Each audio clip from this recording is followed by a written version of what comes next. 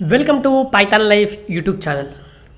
So present కావచ్చు, future కావచ్చు, అందరూ కూడా భయపడుతుంది ఏంటి, ఏ వస్తుంది మరి జాబ్స్ అనేటి మొత్తం టెక్లో ఉన్న జాబ్స్ అన్నీ పోతాయా, సో ఏ వల్ల చాలా ఎఫెక్ట్ అవుతుంది మరి అనుకుంటున్నారు. కానీ కొన్ని జాబ్స్ అసలు అంటే ఏ కూడా వచ్చినా కూడా రీప్లేస్ చేయలేదు.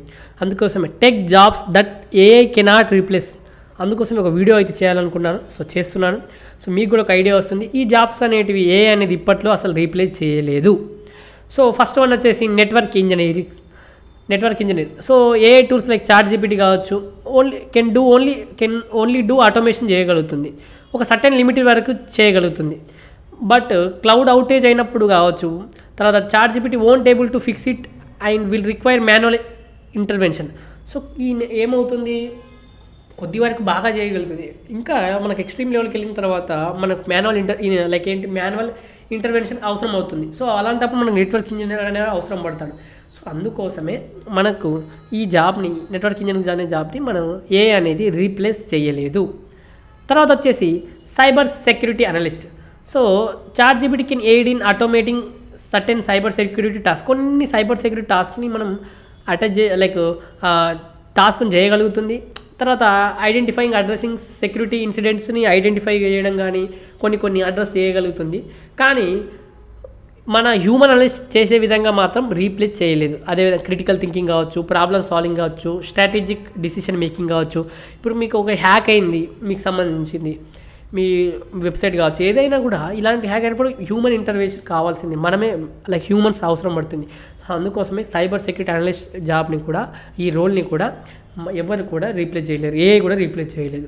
తర్వాత వచ్చేసి data science and machine learning engineers.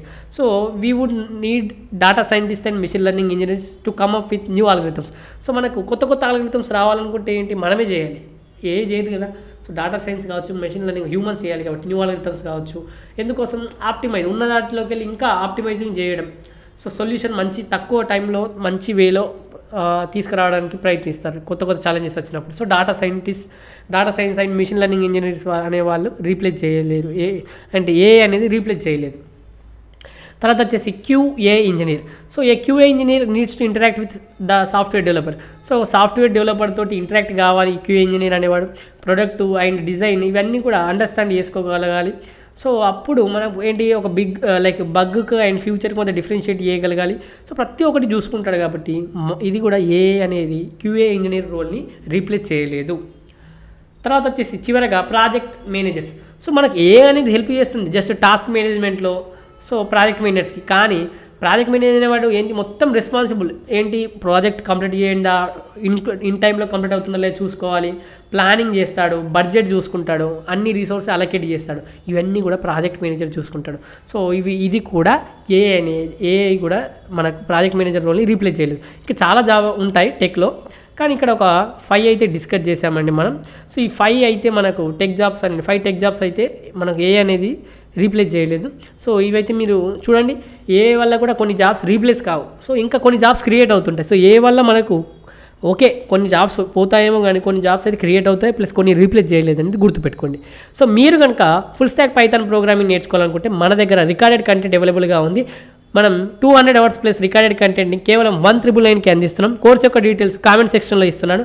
అదేవిధంగా డెమో లింక్ ఇస్తున్నాను, డెమో చూడండి, డెమో నచ్చితేనే జాయిన్ కండి.